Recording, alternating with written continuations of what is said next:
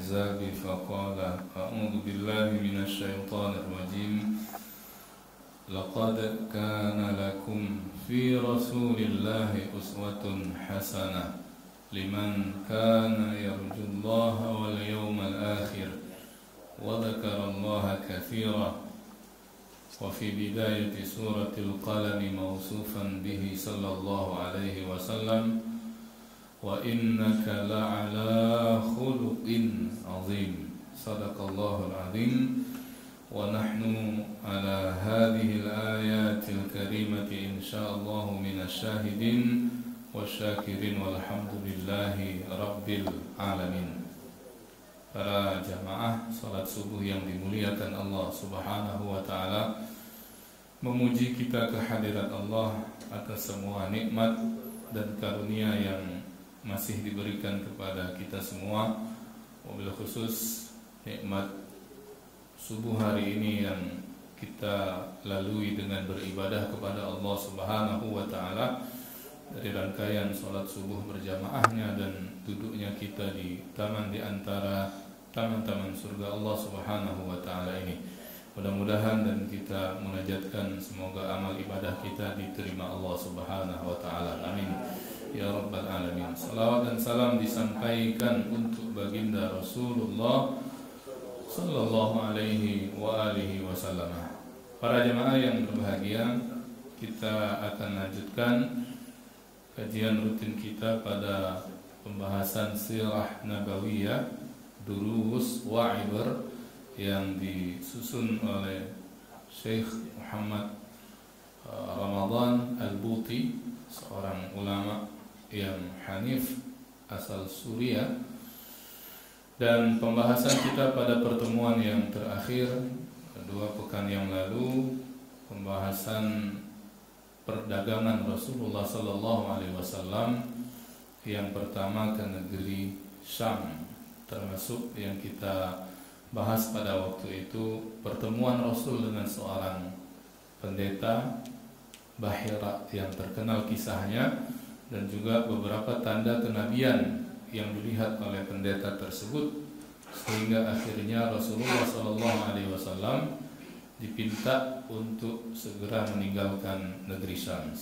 Nah, jamaah yang dimuliakan Allah Subhanahu wa taala, sesuai tertib yang ada dalam kitab Sirah Nabawiyah ini, pembahasan berikutnya adalah tentang perniagaan Rasulullah sallallahu alaihi wasallam dengan hartanya Khadijah radhiyallahu anha dan pernikahannya dengan Khadijah radhiyallahu anha. Jadi di sini ada sosok baru yang akan dikenalkan, yang nantinya sosok ini menjadi sosok yang istimewa di hati Nabi Muhammad sallallahu alaihi wasallam, akan menjadi min ummahatil mu'minin, bahkan menjadi induknya, ya, bisa disebut induk karena Khadijah lah yang menjadi istri yang pertama dan satu-satunya ketika Khadijah itu masih hidup di sisi Rasulullah sallallahu alaihi wasallam. Jadi dalam riwayat Ibnu Athur atau dalam sirah Ibnu Hisham itu disebutkan Khadijah ini seorang, kalau hari ini womanpreneur, ya, atau apa bahasa yang lain, saudagar yang kaya raya dari golongan perempuan Quraisy saat itu. Dia punya kafilah dagang yang besar, dia punya perniagaan yang istimewa, dan dia ini sering mengirim kafilah dagang dengan orang-orang kepercayaannya. Jadi ketika saat di mana dia mendengar ada sosok pemuda dan pemuda itu dikenal amanahnya, dia tertarik. Saat mendengar nama tersebut, dia sudah nampak ada ketertarikan, dan dia berazam satu saat ingin mengajak pemuda yang dikenal itu, kepercayaannya, amanahnya, untuk menjalankan perniagaannya. Nah, sosok pemuda yang dimaksud itulah Nabi Muhammad sallallahu alaihi wasallam. Jadi ya akhirnya dipanggillah itu Nabi Muhammad muda, ya, masih muda waktu itu Nabi Muhammad sallallahu alaihi wasallam. Di disampaikan keinginan Khadijah bahwa dia akan mengirimkan dagangan ke negeri Syam, dan dia meminta Nabi Muhammad SAW untuk menjadi orang kepercayaannya dalam kafilah dagang tersebut. Akhirnya deal, ya, Nabi Muhammad menerima amanah itu dan berangkatlah beliau SAW ke negeri Syam. Kalau disebut negeri Syam, kalau dalam sirah hari ini negeri-negeri tersebut itu seputaran Palestina, Suriah, Lebanon, ya, dan Yordania. Nah, itu Ardus Syam, ya, negeri yang dulu dikenali sebagai negeri yang menjadi tempat tujuan orang-orang Quraisy Mekah, kafilah dagangnya untuk berjualan di sana. Nah, Khadijah ini membawakan barang dagangan yang lebih banyak waktu itu ketika Nabi Muhammad SAW diamanahkan untuk menjadi pimpinan kafilah dagangnya. Jadi waktu itu nampak Khadijah ini memang sudah percaya kepada Nabi Muhammad, walaupun itu transaksinya yang pertama dengan beliau, ya, walaupun perjalanan dagang yang pertama Nabi Muhammad SAW dengan Khadijah. Dan Khadijah walaupun sudah menitipkan amanah dagang itu kepada Nabi Muhammad, dia tetap menyertakan salah seorang kepercayaannya, yang orang ini selalu akan ikut perdagangan siapapun yang bawa kafilah dagang tersebut. Siapa nama tersebut? Nama tersebut ini nanti akan menghiasi kitab-kitab sirah Rasulullah SAW. Sahabat tersebut namanya Maisarah, ya, Maisarah ini lanang, ya, yang dikira apa pecah betino, ya. Maisarah itu nama orang kepercayaannya Khadijah radhiyallahu anha. Jangan salah paham, nampak ada tak marbuto di situ Maisarah, tapi itu adalah seorang lelaki. Jadi seorang kepercayaan Khadijah radhiyallahu anha. Nabi Muhammad terima tawaran itu dan bawa hadiah kafilah dagang tersebut, barang-barang dagangannya Khadijah radhiyallahu anha. Nah, tidak ditemukan keterangannya barang dagangan apa, tapi lazimnya orang-orang Makkah pada waktu itu biasanya membawa kain-kain, ya, yang dibawa untuk kemudian dijual di negeri Syam. Nanti dari negeri Syam, seperti yang kita ceritakan di pertemuan yang lalu, kalau kembali mereka akan bawa barang dagangan dari negeri Syam untuk dijual kembali di kota Mekah, ya. Itu kalau hari ini istilahnya ya karapan begitu, ya, atau kafilah-kafilah dagang. Misalnya kita tahu ada pasar muslim besar di Jakarta, bawa kita barang dari Palembang ke sana, pergi dijualan di sana. Nanti dari Jakarta bawa barang lagi untuk dijual di Palembang. Nah, sehingga return itu perjalanan dagang nian. Dari sini bawa barang, dari sana nanti bawa barang kembali. Nah, para jamaah yang dimuliakan Allah Subhanahu wa taala, ringkas ceritanya, dalam perjalanan dagang kali itu Nabi Muhammad SAW bisa disebut berhasil, ya, berjaya pulang dari kafilah dagang tersebut, ya, dari negeri Syam, membawa keuntungan yang sebelumnya belum pernah dialami oleh Khadijah ketika menitipkan pada orang-orang yang lain. Nah, ini juga diantara yang pada akhirnya menambah ketertarikan Khadijah kepada Rasulullah SAW. Maisarah, yang itu orang kepercayaan Khadijah, pun menceritakan kejadian-kejadian yang menyertai perjalanan dagang mereka, yang itu tak pernah dialami oleh Maisarah dengan orang-orang yang lain yang membawakan barang-barang dagangan Khadijah sebelumnya, ya. Jadi Maisarah ini melihat, mengagumi kepribadian, akhlak, cara berjualan, cara Nabi berkomunikasi, ya, cara Nabi melayani dan sebagainya, yang itu diceritakan semua kepada Khadijah ketika dia sudah sampai kembali ke negeri Mekah, ya. Dan itu tadi pada akhirnya Khadijah ini makin tertarik. Wah, ini bukan hanya orang yang jujur, tapi juga secara attitude, ya, memang luar biasa. Sehingga wajar kemudian orang ini sebelum dia jadi nabi, ya, kan itu belum jadi nabi, itu usia-usia 20-an awal. Nabi itu dikenali sebagai orang yang al-amin, orang yang mudah dipercaya. Nah, lalu kemudian ringkas ceritanya, perjalanan waktu membawa hubungan Khadijah dengan Rasulullah SAW ini semakin dekat, tapi masih dalam hubungan dagang, ya, antara, bisalah disebut antara business ownernya dengan dengan apa berarti Nabi Muhammad itu? Iya, eksekutifnya ya, yang melakukan jualannya itu. Ya, nah inilah yang kemudian makin hari menambah ketertarikan Khadijah dengan Rasul Sallallahu Alaihi Wasallam. Orang itu kan biasanya semakin sering bertemu, ya, semakin sering berinteraksi. Kalau kemudian muncul kekaguman, akan bertambah kekaguman itu karena interaksi yang sering atau interaksi yang intens. Nah itulah yang kemudian dirasakan oleh Khadijah itu, ya, bulir-bulir cinta itu akhirnya menyelinap dalam hati dia itu, ya, lanang ini, misalnya begitu ya, itu menyelinap di hati Khadijah radhiyallahu anha, ketertarikan yang pada akhirnya, ya, membuat dia menyampaikan keinginannya itu kepada seorang perantara.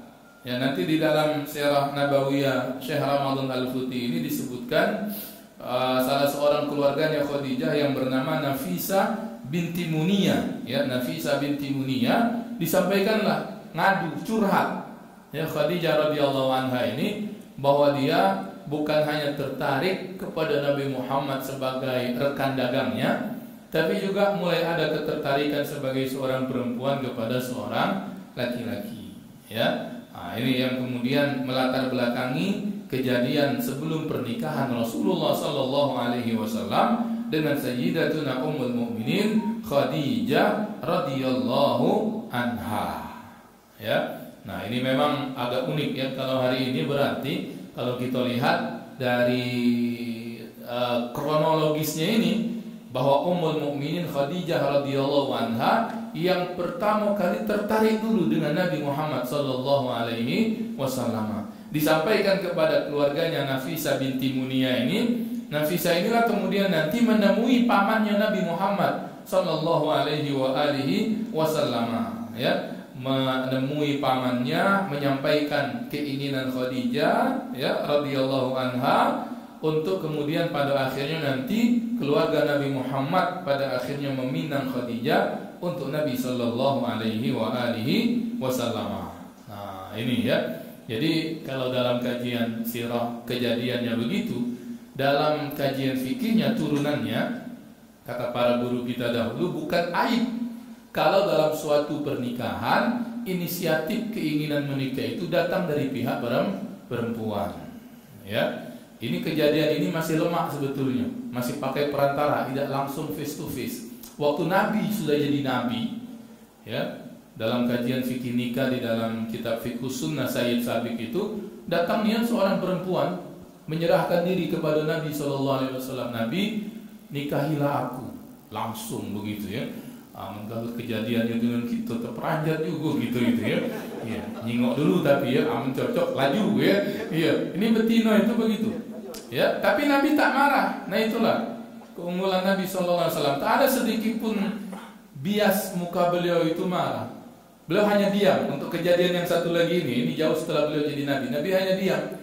Sampai kemudian berdiri seorang sahabat yang ada dalam majelis tersebut, kemudian ngomong, Nabi, kalau kau tak ada hajat dengan dia, nikahkan dengan aku.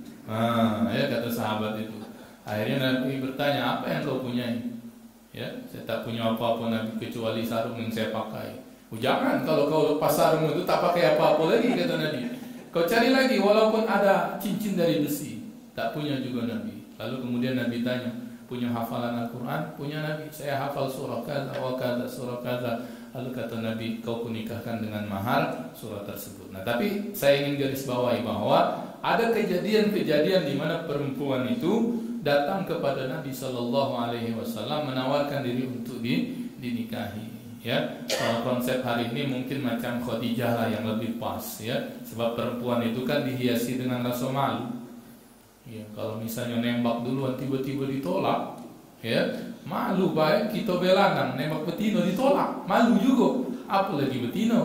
Nah, karena itu kejadian yang Khadijah radhiyallahu anha ini mainnya bagus. Dia sampaikan kepada keluarganya Nafisa binti Muniyah, lalu kemudian disampaikan kepada paman Nabi Sallallahu Alaihi Wasallam. Nah, itulah kejadian kronologisnya ketika sebelum Rasulullah pada akhirnya menikah dengan Ummul Mukminin Khadijah radhiyallahu anha. Khadijah ini pada waktu itu usianya 40 tahun.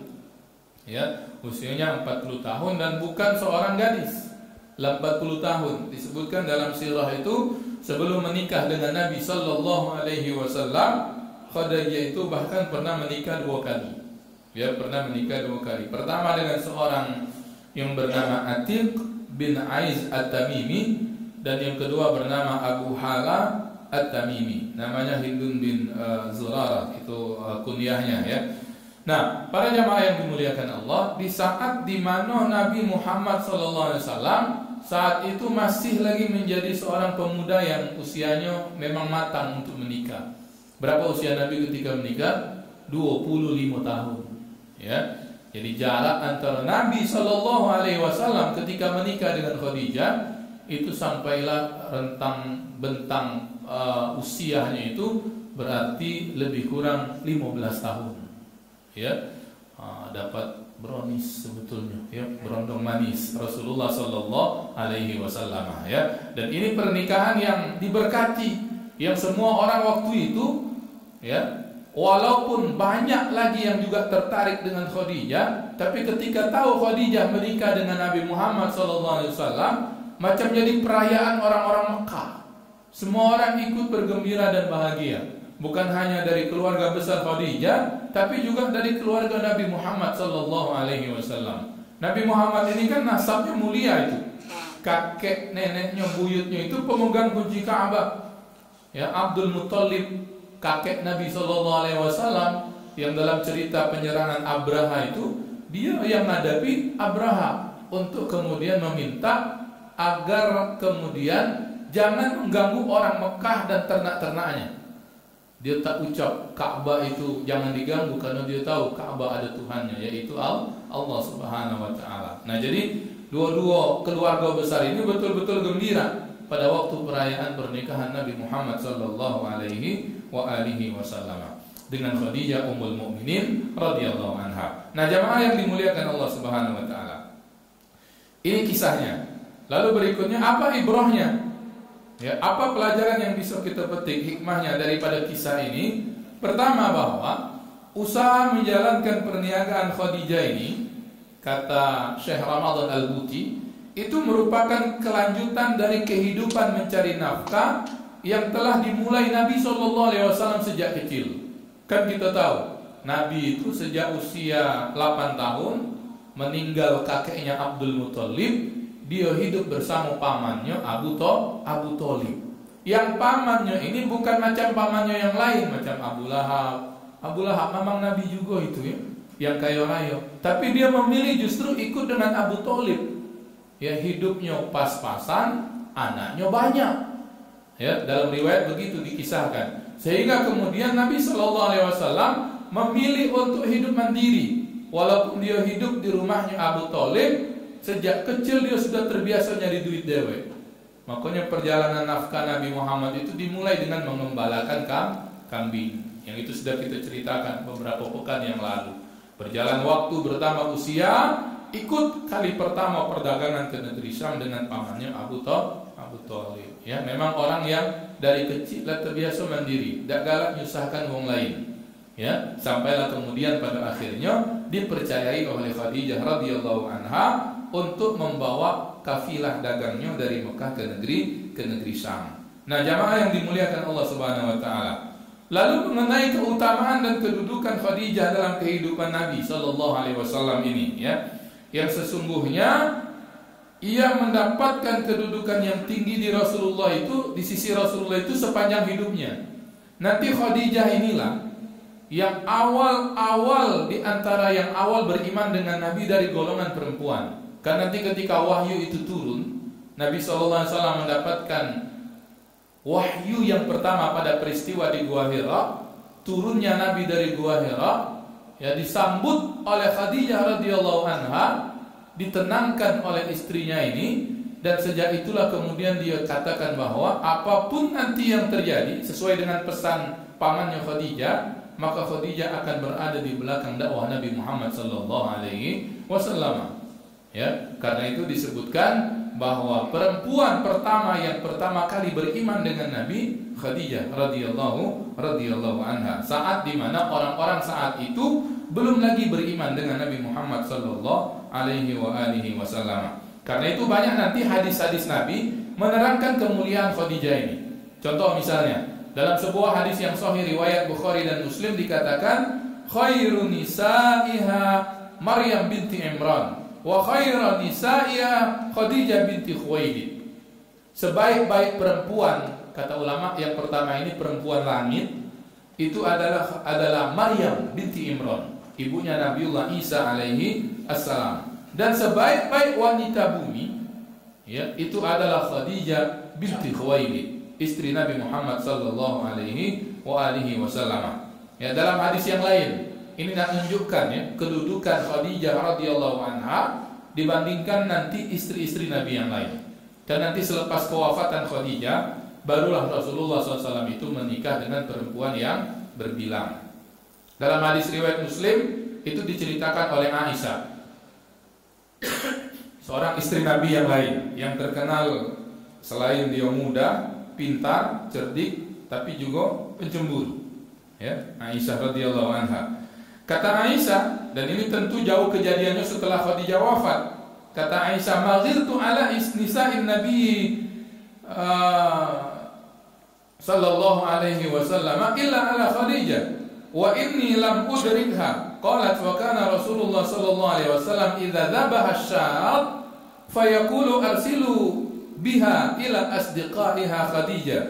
Qalat fa aghdabtuhu yawman faqultu Khadijah iqtala Rasulullah sallallahu alaihi wasallam inni qad ruziqat hubbuha. Qad ruziktu hubbuha. Kata Aisyah ini, aku tak pernah cemburu, katanya. Kan pencemburu dia tadi itu. Aku tak pernah cemburu, kata Aisyah, kepada istri-istri Nabi yang lain kecuali kepada Khadijah.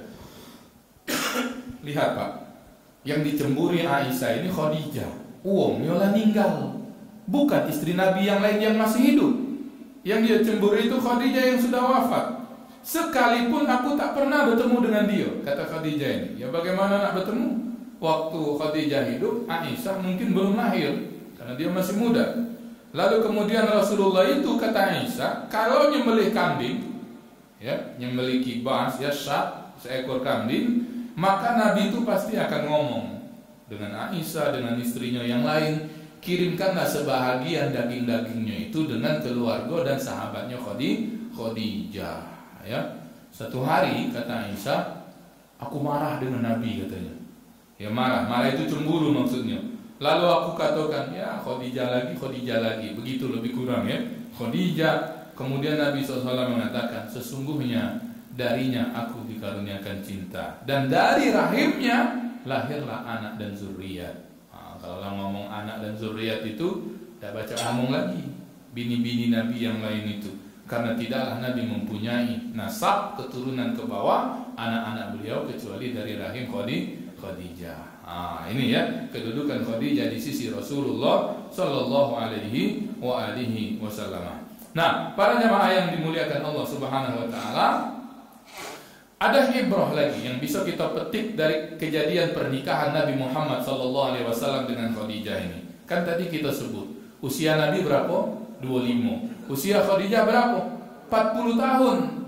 Ya, kita bisa lihat bahwa Nabi sekali-kali tidak pernah melihat faktor jasadiyah. Ya, kalau nak melihat Pak, satu umurnya jauh lebih tua. Yang kedua, janda 2 kali. Ya, kalau kejadian dengan kita, mungkin kita berulang kali mikirnya juga. Walaupun misalnya betina itu berduit, misalnya begitu. Kan kejadiannya Khadijah ini seorang saudagar yang kaya raya. Kalaulah Rasulullah Sallallahu Alaihi Wasallam misalnya memperhatikan fisik, tentu Rasul akan nyari yang seusia, ya, akan nyari yang bahkan mungkin lebih muda, lebih cantik daripada Khadijah binti Khuwailid. Ya, minimal wong yang tidak lebih tua dari Nabi Sallallahu Alaihi Wasallam. Nah, tapi kemudian Rasulullah ini nampak pada diri Khadijah itu kemuliaan akhlak. Jadi Khadijah ini tidak macam perempuan kebanyakan, tidak macam seperti perempuan-perempuan Quraisy yang mudah dan senang menerima banyak dan ramai lelaki.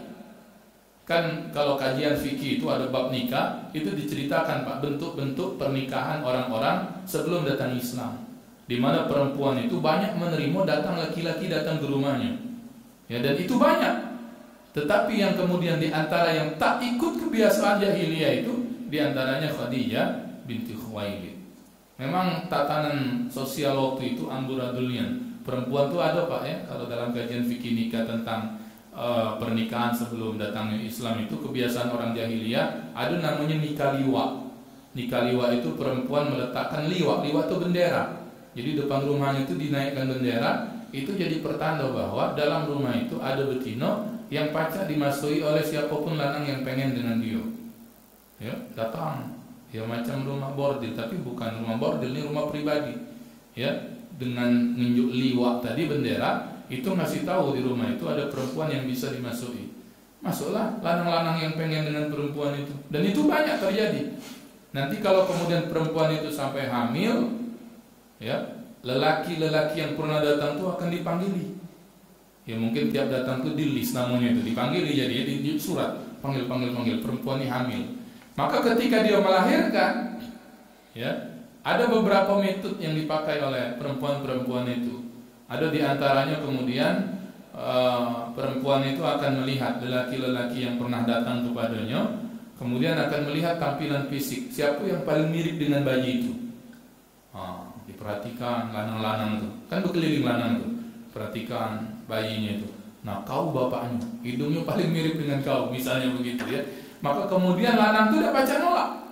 Ya, itu salah satu bentuknya. Nah, itu kebiasaan orang-orang jahiliyah, termasuk perempuan-perempuannya. Nah, Khadijah ini jauh dari yang demikian itu. Walaupun dia sudah menjanda, walaupun tak ada lelaki suami saat itu, tapi kemuliaan akhlaknya terjaga. Sehingga itulah yang menarik hati Nabi Sallallahu Alaihi Wasallam. Kalaulah Nabi punya gelar Al-Amin, maka Khadijah ini dalam beberapa sirah disebut Afifah Tahirah, perempuan yang terjaga kesuciannya. Itu ya. Jadi walaupun dia sudah masuk usia 40, ya mungkin ya nampak karena ini juga kan uang kayo Pak ya. Ya glowing juga mungkin dia terjaga juga ya. Pakai skincare zaman itu misalnya ya. Sehingga kemudian walaupun 40, kata para guru-guru kita dulu, ketika bersanding dengan Nabi pada waktu misalnya di pernikahan dan kemudian kehidupan setelahnya, itu tak nampak jarak antara Nabi dengan Khadijah itu 15 tahun. Seolah-olah Khadijah itu balik muda, ya, menyesuaikan dengan fisik Nabi Muhammad sallallahu alaihi wasallam. Nah, ini ya. Nah, para jamaah yang dimuliakan Allah Subhanahu wa taala. Sejak itulah kemudian Khadijah ini ikut, ya, menjadi orang yang mendukung perjuangan Nabi sallallahu alaihi wasallam. Nanti Nabi itu kan jadi nabinya usia 40, nikahnya 25 sampai 40. Ini tak banyak memang cerita tentang Nabi, Pak. Ini juga yang kemudian sering ditanyakan dulu kita kepada para masyayikh. Apa kejadian Nabi pada waktu usia 25 sampai 40? Kata para beliau itu, itulah di mana Nabi semakin menancapkan, ya, bisnisnya di kota Mekah, ya. Sehingga nanti ketika beliau jadi Nabi usia 40, itu berarti usia Khadijah berapa, Pak? 55. Kan bedanya 15 tahun. Saat itulah dakwah itu berlangsung dengan cepat, ya, di antaranya karena modal yang ada pada Nabi sallallahu alaihi wasallam dari harta itu ada. Sehingga kemudian Nabi juga dipandang oleh orang-orang Quraisy. Nah, itu di antara hikmah yang kemudian bisa kita lihat dari kejadian pernikahan Nabi Muhammad sallallahu alaihi wasallam dengan Khadijah radhiyallahu anha. Nah, jadi ini juga untuk menghalau orang-orang orientalis atau orang-orang yang tak senang dengan Islam, yang kemudian mengira bahwa pernikahan Nabi sallallahu alaihi wasallam itu, ya, dengan istri-istrinya itu dianggap sebagai menyalurkan hasrat seksualitas Nabi yang berlebihan. Padahal lihat dari awalnya, bahkan pernikahan pertama Nabi pun bukan dengan orang yang muda, tapi dengan orang yang jauh di atas usia Nabi sallallahu alaihi wasallam. Adapun nikah Nabi dengan banyaknya perempuan yang lain nantinya, itu nanti ada latar belakang dan kejadian-kejadian yang membuat Nabi menikahi mereka. Nanti kalau sampai di sana kita akan jelaskan, ya. Nah, ini para jamaah yang dimuliakan Allah Subhanahu wa taala. Orang-orang yang terjaga kesuciannya seperti Nabi tentu tidak akan memilih kecuali perempuan-perempuan juga yang terjaga kesuciannya. Makanya tadi kita sebut ketika Nabi menikah dengan Khadijah, semua penduduk Mekah gembira, tak ada yang sakit hati, ya, tak ada yang kemudian iri melihat Nabi SAW pada akhirnya mempersunting Khadijah. Orang itu sepakat, nah pertemuan yang sesuai, seorang yang al-amin dengan seorang perempuan yang afifah tahirah, lelaki yang dipercayai dengan perempuan yang terjaga kesuciannya. Nah ini ya, sehingga kemudian dari rahim Khadijah inilah pada akhirnya lahirlah anak-anak Nabi Sallallahu Alaihi Wasallam. Di antara keberkahan yang Allah hadirkan, walaupun Khadijah sudah masuk usia senja, ya kan usianya 40 Pak. Kalau perempuan itu hari ini itulah parak menepus, tapi tidak tahu perempuan zaman dahulu ya. Artinya peluang untuk dapat anak kecil, tapi justru kemudian dari rahim Khadijah lahir anak-anak Nabi Muhammad Sallallahu Alaihi Wasallam. Nah ini ya, jadi mudah-mudahan dengan kita mengetahui kejadian pernikahan Nabi Muhammad dengan Khadijah Ummul Mukminin, tergambar kemuliaan di antara kemuliaan Nabi Muhammad Sallallahu Alaihi Wasallam. Kalau hari ini mungkin agak jarang Pak ya, kalau sampai usianya selisih 15 tahun, tapi ada juga Pak ya.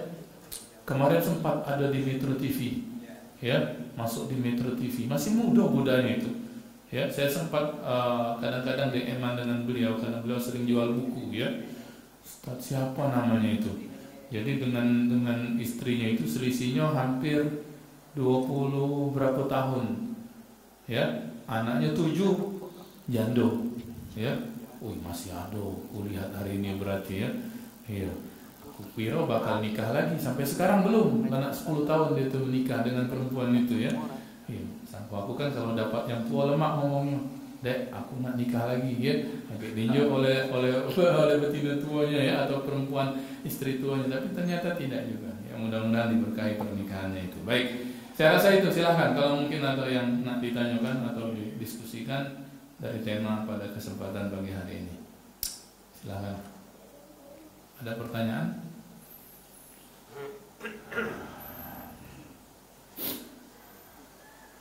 Belum? Iya. Pernah dilamar perempuan, Pak? Iya. Jadi itu hikmahnya juga ya. Jadi kalau kita juga punya anak perempuan, nih kalau masuk ke dalam bab fiqhun nikah itu dalam kaitan ikhtiyaruz zauj waz zaujah, proses mencari pasangan suami dan istri, itu tidak menjadi aib. Kalau kita berarti punya anak perempuan, untuk mencarikan anak perempuan kita ini lelaki yang baik, ya tidak jadi aib.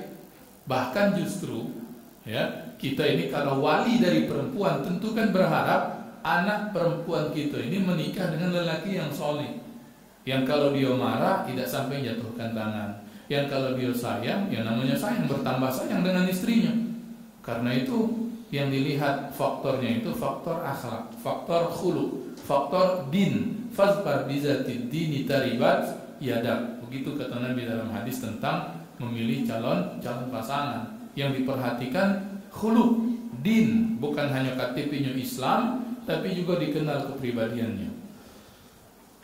Karena itu kalau kita punya anak perempuan, jangan basing-basing melepasnya juga.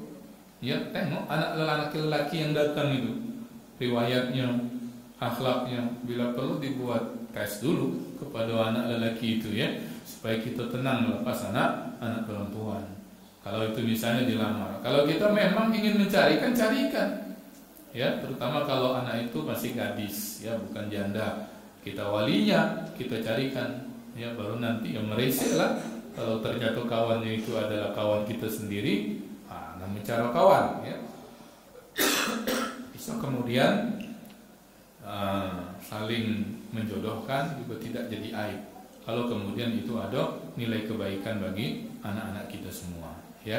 Jadi itu, jadi jangan merasa bahwa kalau kita anak perempuan atau wali perempuan nunggu baik, bisa kemudian dengan cara untuk merisik terlebih dahulu siapa calon yang pas untuk anak perempuan kita. Di Sirah Nabawiyah Syekh Ramadan Al-Buti ini tidak disebut, tapi dalam kitab-kitab sirah yang lain dijelaskan bahwa Khadijah punya anak dari suaminya yang sebelumnya. Dan janda 2 kali Khadijah ini, jandanya janda cerainya cerai mati. Ya, jadi suaminya itu meninggal dunia. Tapi punya anak. Tapi saya tak hafal nama anak itu ya. Hanya disebutkan bahwa Khadijah sempat mempunyai anak, ada anak lah dari pernikahannya yang sebelumnya. Zaman sebelum Rasul menjadi Nabi, zaman itu disebut zaman fatrah. Ya, zaman fatrah itu berarti zaman fatrah itu masa tenggat, masa tunggu, yang tidak ada risalah, tak ada kenabian. Jadi antara Nabi Isa alaihissalam kepada Nabi Muhammad itu disebut zaman fatrah. Dan zaman fatrah itu tidak dihitung dosa dan maksiat. Wa ma kunna mu'adzibina hatta nab'atha rasula. Dan kami tidak azab suatu kaum itu sampailah diutus Rasul. Yang tadi dibaca di sholat subuh itu ayatnya ya.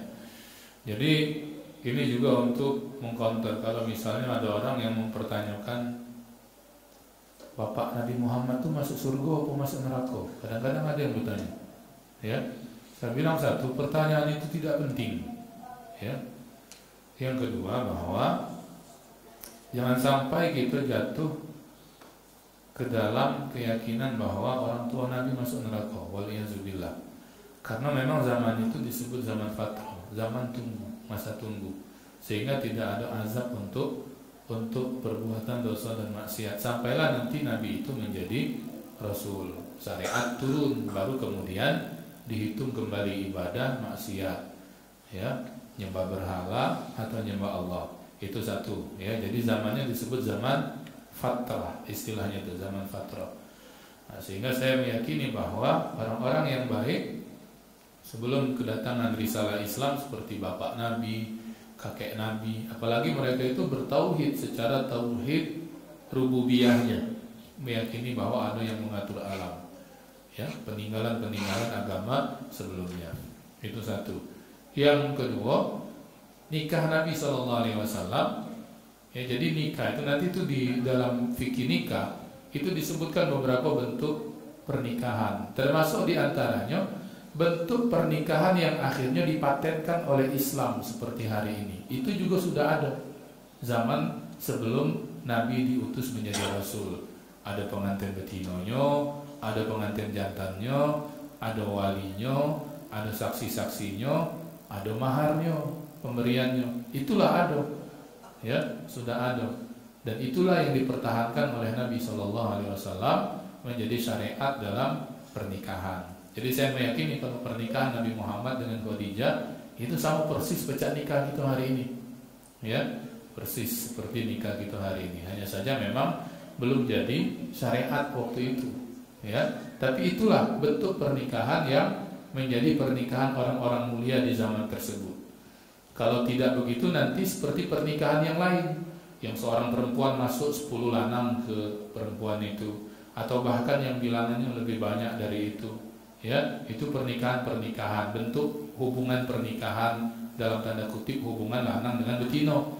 Ketika Islam datang, dia dibatalkan, yang ini dibatalkan, nikah liwa yang letak bendera tadi dibatalkan, ya. Kemudian yang bentuk menjadikan bapak dari bentuk fisik dibatalkan, atau lanang dikumpulkan, betinonya milih kau sebagai bapaknya dibatalkan. Tinggallah bentuk pernikahan seperti pernikahan hari ini. Nah, itulah ada. Cuman bentuk sebutannya apa mahar misalnya apa ya, itu yang tidak ditemukan ya riwayatnya. Tapi bentuknya sama betul seperti pernikahan hari ini. Jadi insya Allah pernikahan Nabi dengan Khadijah itu pernikahan juga yang mulia ya, persis seperti pernikahan hari ini yang ada di dalam syariat kita. Baik, cukup ya, saya rasa itu untuk kajian sirah nabawiyah hari ini. Mudah-mudahan menambah kecintaan kita kepada Nabi Muhammad sallallahu alaihi wasallam. Seperti biasa kita akhiri dengan baca salawat badar ya. Salatullah salamullah ala toha rasulillah. Salatullah salamullah ala yasin habib.